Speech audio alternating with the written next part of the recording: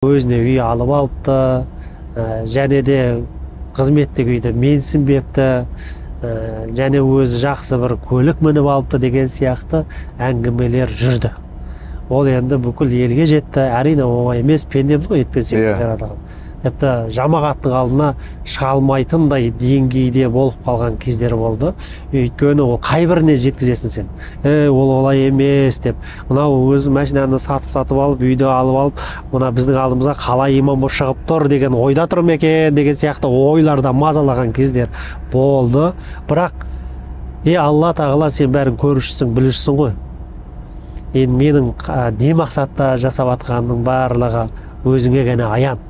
Сондықтан елдің сөзі, елдің ойы менің жұмысыма ол ешбір кері әсер етпеу керек деп алға қойған мақсатым бар, жоспарым бар. Сол жоспарым мен мақсатымды орындауым қажет.